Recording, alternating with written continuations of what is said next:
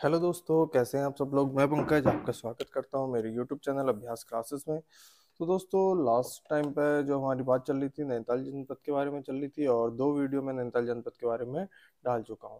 आज हम क्या करेंगे, नैनीताल जनपद से थोड़ा सा टॉपिक में आगे बात करेंगे और देखेंगे कुछ इंपॉर्टेंट चीज़ें जो हमारे लिए इंपॉर्टेंट बन सकती हैं।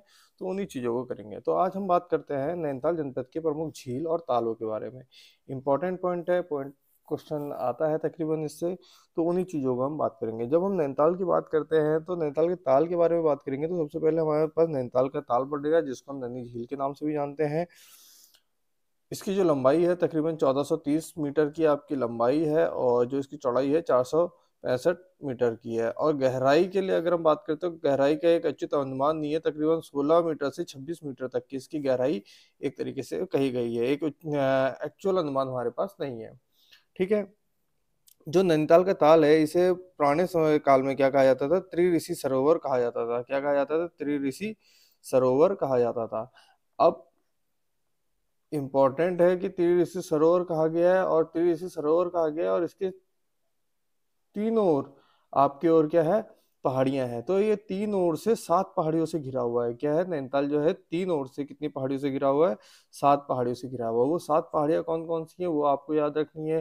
पुराने टाइम पे इसका नाम क्या था वो याद रखना है। तो जो 7 पहाड़ी हैं वो कौन कौन सी है? चाइना पीक, जिसे हम चीना पीक या नैना पीक के नाम से जानते हैं। दूसरा है देवपात। तीसरा है आलमसरिया कांटा। चौथा है हाडीवादी। पांचवा है शेर का डांडा। फिर आयार पाट। और लास्ट में स्नोव्यू, जिसे स्नोव्यू आप में लोग गए होंगे, मैक्सिमम टाइम आपने देखा होगा। ठीक है। तो कितने हो गए? एक, दो, तीन, चार, पाँच, छ, सात। तो तीन ओर से, कितने ओर से? तीन ओर से है। और कितनी पहाड़ियां हैं इसमें? 7 पहाड़ियों से घिरा है कौन? नैनीताल का ताल। ठीक है। और इन सब में सबसे ऊंची पहाड़ी कौन सी है आपकी? चाइना पीक, जिसे आप चीना पीक और जिसे आप नैना पीक के नाम से जाने जाते हैं। ठीक है। तीनों चीजें आपकी यहाँ पर ये क्लियर हो जाएंगी। ठीक है। ये चीज को आपने क्या करना है, नोट रखना है। नैनीताल के बाद, अच्छा, नैनीताल के ताल की खोज, ताल के बारे में हमने आपको पहले ही बता दिया है कि भगवान शिव जब माता सती को लेके जा रही थी तो यहाँ पर इनके आ, आंख गिरी थी। क्या गिरी थी? नैन गिरे थे, इसलिए इसका नाम क्या पड़ा? नैनीताल पड़ा था। ठीक है। तो ये मैंने आपको बता चुका हूँ इससे पहले की वीडियो में। अगर आपने वो नहीं देखी है तो आप वो वीडियो देख सकते हैं। इसके बाद हम बात करते हैं नैनीताल के बाद। तो नैनीताल के बाद हम बात करेंगे किसकी? भीमताल की। मोस्ट इंपॉर्टेंट रहेगा भीमताल। अच्छा खासा क्वेश्चन है और इम्पोर्टेंट क्वेश्चन है। ठीक है। तो भीमताल के बारे में बात करते हैं तो तकरीबन 1.6 किलोमीटर का आपका क्या है, ये भीमताल है, जिसे हम अगर इसकी लंबाई बोलेंगे तो 1674 मीटर की इसकी क्या है, लंबाई है। अगर हम चौड़ाई की बात करते हैं तो तकरीबन 4.47, सॉरी, 4.47 किलोमीटर, या आप क्या कह सकते हैं, 447 मीटर की इसकी क्या है, चौड़ाई है। और गहराई के बारे में बात करते हैं तो 26 मीटर की आपकी इसकी गहराई नापी गई है। ठीक है। तो तकरीबन आपका ये 1.67 किलोमीटर का आपका क्या है, लंबा है। ठीक है। इसको आपने ध्यान रखना है। ठीक। अगर हम इसके बाद बात करते हैं तो इसके बाद बात करते हैं अगर भीमताल की, तो भीमताल क्या है आपकी कुमाऊं की सबसे लंबी झील है। बिल्कुल सबसे लंबी झील है क्योंकि इसकी लंबाई तकरीबन आपकी 1.5 किलोमीटर से ज्यादा है। और यहाँ पर भीमताल में क्या है, भीमेश्वर महादेव का मंदिर है। भीमताल में भीमेश्वर महादेव के मंदिर के अलावा भी बहुत चीजें आपको देखने की मिलेंगी, जैसे कि यहाँ पर एक डैम है। और इसके अलावा अगर हम बात करते हैं तो भीमताल के बीच में आपका एक टापू है। ठीक है। तो इन चीजों को भी आपने क्या करना है, याद करना है। हम आने वाली वीडियो में जब हम बात करेंगे एक एक क्षेत्र के बारे में तो उसमें भी हम इस बारे में बात करेंगे। फिलहाल जो इम्पोर्टेंट चीजें हैं हम उन चीजों को लेके चलते हैं। ठीक है। भीमताल के बाद अगर हम बात करते हैं तालों के बारे में तो कौन सा आपका बनता है? नौकुचिया ताल, जिसे हम नौकुचिया ताल भी कहा जाता है। ठीक है। नौकुचिया ताल, क्योंकि इसमें कितने कोने हैं? 9 कोने हैं, इसलिए इसको क्या कहा गया है? नौकुचिया ताल। कितने कोने? 9 कोने। कहा जाता है कि इसके 9 के 9 कोने एक बार में नहीं देखे जा सकते। ठीक है। 9 के 9 कोने आपके क्या है, एक बारी में नहीं देखे जा सकते, इसलिए इसको नौकुचिया ताल कहा गया है। ठीक है। नौकुचिया ताल 9 कोने हैं। इसकी लंबाई अगर हम बात करते हैं तो 950 मीटर की है। चौड़ाई कितनी है? 680 मीटर की इसकी चौड़ाई है। और गहराई की अगर हम बात करते हैं तो 40 मीटर की इसकी गहराई मापी गई है। अगर बात करेंगे नौकुचिया ताल की तो कुमाऊं की सबसे गहरी झील अगर बात करेंगे तो कौन सी है? नौकुचिया झील। 9 कोने होने के कारण इसे नौकुचिया झील कहा जाता है, ये मैं आपको पहले ही बता चुका हूँ। ठीक है, ये सारी की सारी झीलें आपकी क्या है, नैनीताल, जिसको हमने स्टार्टिंग में आपको बताया था छकाता क्षेत्र कहा गया है, तो वहीं से आ रही हैं। यही कुछ आपकी झीलें हैं जो इम्पोर्टेंट है, जो पेपर में आपकी लगातार आती रहती है। तो कुमाऊं की सबसे बड़ी गहरी झील अगर हम बात करेंगे तो नौकुचिया ताल, और कुमाऊं की सबसे लंबी झील की बात करेंगे तो आपकी कौन सी, भीमताल आएगी। इसके बाद अगर हम बात करते हैं तो इसके बाद हमारे पास कुछ ताल हैं जिसमें हम बात करेंगे सात ताल। तो सात ताल क्या है? ये सात ताल जो है वो सात तालों का समूह है, जिसमें से कुछ वर्तमान में हमारी क्या है, सूख गई हैं। तो सात ताल कौन कौन से हैं? सात ताल में अगर हम बात करते हैं तो जिनमें नल दमयंती ताल, गरुड़ ताल, पूर्ण ताल, सूखा ताल, लक्ष्मण ताल, राम ताल और सीता ताल हैं। तो इनको आपने क्या करना है, याद रखना है। ठीक है, नल दमयंती ताल, दूसरा गरुड़ ताल, तीसरा पूर्ण ताल, चौथा सूखा ताल, पांचवा लक्ष्मण ताल, छठा आपका राम ताल और सातवां सीता ताल। ठीक है, आप इसे याद कैसे करेंगे? तो आपको याद कैसे करना है, राम लक्ष्मण सीता, इन तीनों को आप याद कर लीजिएगा। इसके अलावा नल दमयंती ताल, गरुड़ ताल, पूर्ण ताल और सूखा ताल। ठीक है, कुछ ताल सूख गए इसलिए सूखा ताल भी इसमें हम याद कर सकते हैं। ठीक है, पूर्ण मतलब पूरे के पूरे तालों के हिसाब से एक आप इसके लिए एक ट्रिक आप बना सकते हैं अगर आप बनाना चाहें तो। जैसे कि राम लक्ष्मण और सीता यहाँ पर तीनों आ गए हैं, तो इन तीनों के हिसाब से राम और सीता जी के हिसाब से आपका क्या है, इनको आप पूरा याद कर सकते हैं, एक ट्रिक बना सकते हैं अगर आप बनाना चाहें तो। ठीक है, ये सात ताल आपके यहाँ पर आ गए। इसके अलावा अगर हम बात करते हैं नल दमयंती ताल की, तो नल दमयंती ताल इंपॉर्टेंट रहेगा अपने आप में। क्यों इंपॉर्टेंट रहेगा, तो ये देखते हैं क्या है इसमें। ठीक है, कहा गया नल दमयंती ताल, इस ताल में कितने कोने हैं? 5 कोने हैं। नल दमयंती ताल में कितने कोने हैं? 5 कोने हैं। पौराणिक कथा के अनुसार राजा नल और उनकी पत्नी ने यहाँ पर वास किया था, इसलिए यहाँ पर आपका इसका नाम क्या पड़ा है, नल दमयंती ताल कहा गया है। अच्छा, मोस्ट इंपॉर्टेंट ये है कि पौराणिक कथा के कारण ही यहाँ की जो ताल में मछलियां हैं उन मछलियों को नहीं पकड़ा जाता। ठीक है, तो यहाँ की ताल की मछलियों को, नल दमयंती ताल की मछलियों को नहीं पकड़ा जाता है। ठीक है, तो ये इंपॉर्टेंट रखिएगा, इसको याद रखिएगा, पेपर में बहुत बार आया भी है कि किस ताल की मछलियां नहीं पकड़ी जाती है, तो आपकी कौन सी, नल दमयंती ताल। अगला है गरुड़ ताल। गरुड़ ताल के बारे में बात करते हैं तो स्थानीय लोगों की मान्यता के अनुसार इस झील के पास पांडवों ने वनवास के दौरान वास किया था। कहाँ पर? गरुड़ ताल के पास पांडवों ने आपका क्या किया था, वनवास किया था। ठीक है, और अगर हम बात करते हैं तो द्रौपदी ने यहाँ पर अपनी रसोई बनाई थी। द्रौपदी ने अपनी यहाँ रसोई बनाई थी। रसोई द्वारा इस्तेमाल किए जाने वाला सिलबट्टा आज भी यहाँ पर मौजूद है।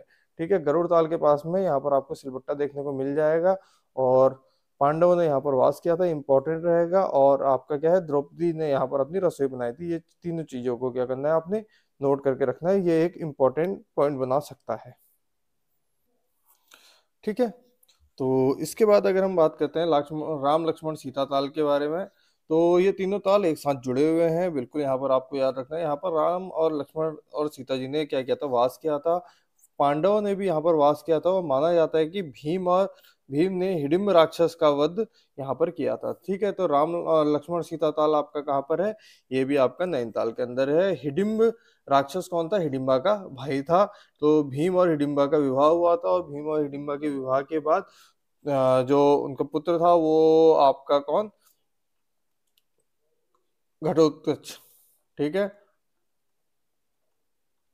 भीम और हिडिंबा के पुत्र का नाम क्या है? घटोत्कच। और ये घटोत्कच देवता का आपका, अगर इसका घटकू देवता की अगर बात करते हैं तो इसका मंदिर आपको कहाँ पर देखने को मिलेगा? चंपावत वाले क्षेत्र में आपको ये देखने को मिलेगा, क्योंकि पांडव जब उत्तराखंड आए थे तो चंपावत वाले एरिया में भी गए थे। ठीक है, उसके बाद हम बात करते हैं सूखा व पूर्ण ताल के बारे में। तो इसका अस्तित्व इस टाइम पे लगभग समाप्त हो चुका है, और ये पूर्ण रूप से आपका क्या है, सूख गया है। ठीक है, इसके बाद अगर हम बात करते हैं खुरपा ताल। ठीक है, इसके बाद जो हमारे पास ताल आता है वो कौन सा बचता है? खुरपा ताल। खुरपा ताल अगर हम बात करते हैं तो नैनीताल से तकरीबन 12 किलोमीटर की दूरी है। देखिए, जब आप नैनीताल को जाएंगे तो नैनीताल से तकरीबन 12 किलोमीटर की दूरी कौन सी वाली? नैनीताल और कालाडूंगी मार्ग, जो आपका एक ऊपर के रास्ते से नैनीताल कालाडूंगी को रोड जाती है। एक तो नॉर्मल रोड जो आप यहाँ से भीमताल होते हुए जाते हैं वो, और जो दूसरी रोड है जो पीछे के रास्ते आती है वो काला डूंगी को मिलाती है। तो वहां पर आपका क्या है, खुरपा ताल है। अच्छा एरिया है, देखने लायक अच्छी जगह है। तो यहाँ पर आपका खुरपा ताल है। खुरपा ताल का नाम खुरपा ताल क्यों पड़ा, क्योंकि जो झील का आकार है वो किसी जानवर के खुर के समान है, इसलिए इसका नाम क्या पड़ा है, खुरपा ताल। खुर क्या हुआ, वो पैर का हिस्सा। ठीक है, तो आपको ये क्या करना है, याद रखना है। ठीक है, तो ये थे कुछ हमारे ताल जिसमें हमने बात करी थी। अगर हम बात करते हैं स्टार्टिंग से, तो एक बार हम देख लेते हैं। सबसे पहले नैनीताल। नैनीताल के बारे में अगर हमने बात कर दी थी कि तकरीबन इतनी वो है, त्रिऋषि सरोवर कहा जाता है।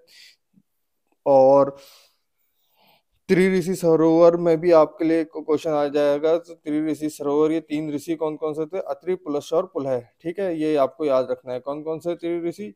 ठीक है, अत्रि, पुलस्त्य और पुलह, ये आपको याद रखना है। ये त्रिऋषि सरोवर में इनके नाम पे आपका एक आ गया है। 7 पहाड़ियों से घिरा हुआ है। 7 पहाड़ी कौन कौन सी है, चाइना पीक, जिसे हम नैना पीक का और चीना पीक के नाम से जानते हैं, उसके बाद देव पाटा, फिर आलम सरिया काटा। ठीक है, फिर उसका हार्डी वार्डी शेर काटा, फिर आयर आयर पाटा और स्नोवी, ये आपके साथ है। सबसे ऊंची पहाड़ी अगर हम बात करेंगे तो आपकी कौन सी, चाइना पीक है। इसके अलावा नैनीताल के मध्य में एक टापू टापू या चट्टान है, जो उत्तरी भाग में मल्लीताल और दक्षिण भाग में तल्लीताल है, ये हमने बता चुका है। ठीक है, यहाँ पर आपका ठंडी सड़क भी है, जहाँ पर पर्यटन आपको देखने को मिल सकता है। इसके अलावा हम गए थे भीमताल पे। भीमताल उत्तराखंड की सबसे लंबी ताल की बात करेंगे तो भीमताल है। तकरीबन 1.6 किलोमीटर के आसपास की ये वो है। ठीक है, 1674 मीटर के आपकी ये ताल है। इसकी चौड़ाई जो है 447 447 मीटर है, और गहराई कितनी है, 26 मीटर है।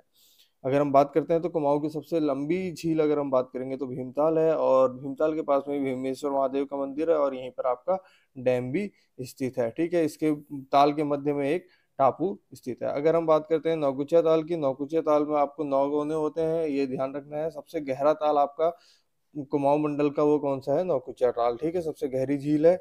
इसके 9 कोने हैं। 9 कोने एक बार में नहीं देखे जा सकते, ये क्वेश्चन भी आएगा पेपर में, आ सकता है। अगला ताल है 7 ताल। 7 ताल में आपके 7 तालों की एक वो पूरे के ताल हैं। कितने ताल हैं, तो 7 ताल है। कौन कौन से वो 7 ताल है, नल दमयंती ताल है, गरुड़ ताल है, पूर्ण ताल है, सूखा ताल है, राम लक्ष्मण और सीता ताल है। तो कैसे याद रखेंगे, राम लक्ष्मण सीता, ये 3 ताल हो गए। नल दमयंती यंती, उसके बाद गरुड़, फिर पूर्ण और सूखा, फिर पूर्ण और सूखा, ये आपके 7 ताल हो जाएंगे यहीं पर खत्म। ठीक है, राम लक्ष्मण सीता नल दमयंती, ये चारों को आपसे गरुड़, पूर्ण, सूखा ताल, और इसको आपको ऐसे याद रखना है। ठीक है, और ये आपके 7 ताल हो जाएंगे पूरे के पूरे, आपके लिए क्या रहेगा, इंपॉर्टेंट भी रहेगा। इसके बाद हम बात करते हैं नल दमयंती ताल में। तो इस ताल में आपके कितने कोने हैं, 5 कोने हैं। इस ताल की मछलियों को नहीं पकड़ा जाता, क्योंकि राजा नल और उनकी पत्नी ने यहाँ पर वास किया था। गरुड़ ताल के बारे में बात करते हैं तो यहाँ पर पांडवों ने वास किया था, और द्रौपदी ने अपनी क्या बनाई थी, रसोई बनाई थी, और उसी के सिलवट्टा आज भी यहाँ पर मौजूद है। इसके बाद हम बात करते हैं राम लक्ष्मण सीता ताल की। ये तीनों ताल क्या है, एक साथ है, और कहा जाता है कि यहीं पर राम लक्ष्मण सीता ताल के पास में ही आपका भीम ने हिडिंब नामक राक्षस का वध किया था। ठीक है, इसके बाद है पूर्ण और सूखा ताल। पूर्ण और सूखा ताल ये पूर्ण रूप से अभी इनका अस्तित्व समाप्त हो चुका है। ठीक है, उसके अलावा हम बात करते हैं खुरपा ताल की। खुरपा ताल की बात करते हैं तो ये आपके नैनीताल और कालाडूंगी मार्ग में है, और इस जो ताल का आकार है वो जानवर के खुर के समान है, इसलिए इसका नाम क्या है, खुरपा ताल है। ठीक है, तो ये थे आज के क्वेश्चन। अगली वीडियो में मिलते हैं इससे आगे की कुछ पॉइंट पे, और नैनीताल को तकरीबन खत्म करने की सोचेंगे। नैनीताल से रिलेटेड जितने क्वेश्चन है उनको हम कवर करने की सोचेंगे। तो आज की वीडियो में इतने ही रखते हैं, मिलते हैं अगली वीडियो में।